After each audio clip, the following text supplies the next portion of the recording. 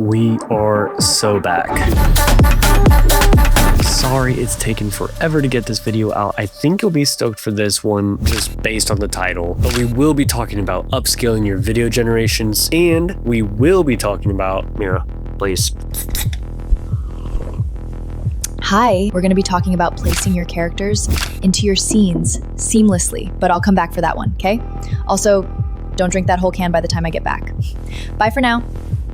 All right, let's jump right in. I want to keep it brief, but I also want to share where my head's been at with AI recently. We have a problem! For the people who care, I'll keep it at 2x speed. If you're new and want to get to the good stuff, just click somewhere around here. Is AI filmmaking? Is it taking over Hollywood? Will it replace the movie industry forever? Let's be real honest here. They said this when animation came out, when CGI came out, and it's just not true. Remember, we're talking about AI video generation in 2026. All right, Higgsfield just premiered their full 80-minute long motion picture film at Cannes Festival. Influencers in the real filmmaking industry are getting ripped to shreds for sharing their honest feedback and opinions on it. Directors, producers, scared to admit their level of excitement. But you know, the easiest thing to do about all of this is simply to just say, AI. Then get on with it. You don't have talent. You'll never amount to anything if you use AI. Slop is slop. I'd be lying if I said those comments did nothing to me because I'm only human, but we're moving forward. AI is here and AI is here to stay, and we have to adapt. I think my only piece of, I won't say advice, but nuggets, if you will, when we're faced with these probing questions about whether or not AI is art. I said this in my last video and I'll say it again because this is what I stand by. AI, if used correctly, is the most powerful paintbrush that we can have in our creative toolkit. It's not to replace tools, and it's definitely not to replace people. AI is only as good as the people behind it. Keep AI as a complementary brush in your toolkit, but don't forget that you need the skills to use them correctly. Lean on other creators to help you. Take your time, learn, grow, evolve. If I had AI 10, 15 years ago, I wouldn't have known how an actual camera operates, how to light a room instead of lighting the subject, how to use things like atmospheric haze and things that I've baked into the skills that we're using now to build these cool videos. I say this to say, if you're getting into AI, you're discovering how cool AI videos can be. I'm also asking you to respect the craft of the film industry as a whole. Take time to understand and learn from some of the greats, just as I have. And I really believe that once we start doing that, we've got a background in it, we'll really be able to lean on each other and build something amazing. So now that I'm done yapping, let's start with the upscaling, shall we? We're using Topaz for this. It's not a sponsor. Topaz didn't reach out to me. Topaz? But let's get into it. So I've got a clip here that we're working on. I put this together really quick just to show the video process. We're using 720p just because I don't want to be spending so much credits. This is 16:9 footage. We're also going to talk about what it looks like to upscale 21:9 footage, as that is very different and it's got a little bit of a different codec settings. So we're going to go over here and we're going to come to enhancement. First off, it's going to drop you in the Starlight Precise model, which is good, but it takes forever. So we're not going to be working with that right now. What I'm going to be using is Iris. It's a much better specialized enhancement for faces. Proteus is also another good model to be using, but I think Iris is the best one for now. We're going to come up here to output resolution and we're going to drop it down to 3840 by 2160 because I love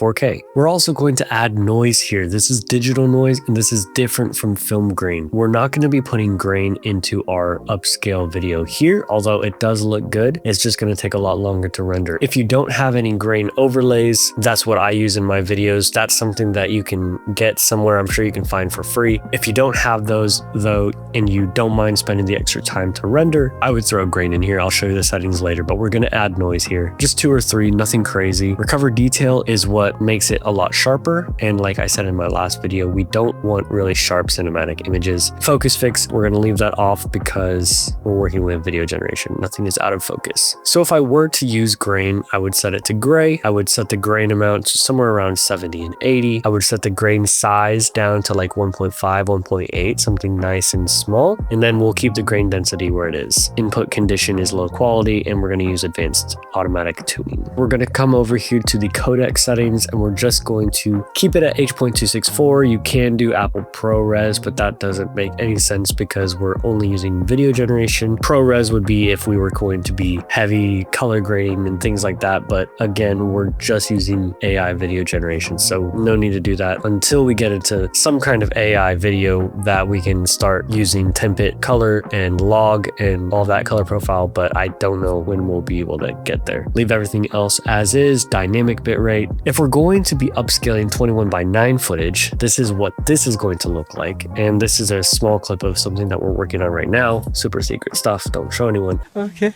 21:9 is different because it is a different size, obviously. We're going to use a custom resolution setting that is going to be 5040 by 2160. That is going to be our 4K settings for 21:9. We're going to keep all of the rest of the settings the same, but in our codec settings, we're going to change the bitrate from dynamic to constant, and we're going to leave that at 24. And that is pretty much it for the upscale settings. Now, once you drop this into your 4K timeline, add some grain, do a little bit of color correction, and it looks pretty decent and ready to go for your next project. Next, let's bring our characters into our scene with us, into our studios, right? So Mira, let her cook.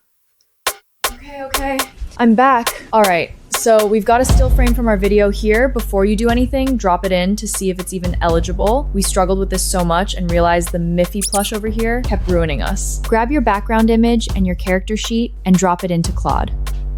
Tell it to keep the frame locked and what you want to happen in scene. If you want me to come over from camera right, you have to be explicit. It's got to be seamless. Joey's got a can of Diet Coke and asked me to bring it in. That's some forward thinking. Of course it's empty. Anyway, get creative with it, have fun, and we'll see you in the next one, yeah? Okay, Joey, they got it.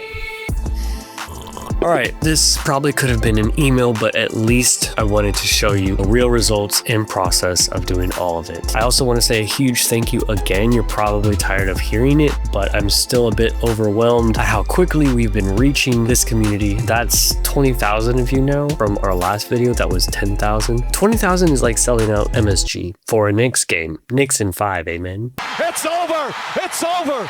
Now that we're building this community, every one of you that are always in the comments below, the encouragers, the curious, that is what truly fuels me to continue to make content like this, the behind the scenes, the learning how to use workflows and things like that, versus building the fun cinematic AI video content we've been building for Control. And I do mean we. There's a cool member that we'll be introducing to you soon, but we've been not just building video stories, but we've been working on the background, what happens behind the scenes, more skills, more workflows that I'm excited to share with you soon, because sharing is caring, right? Sorry it took so long for this video to come out. I owe you the next one to drop a lot sooner than it took for this one, but much love to all of you. Thank you for being here. Mean it. Peace, love, and AI.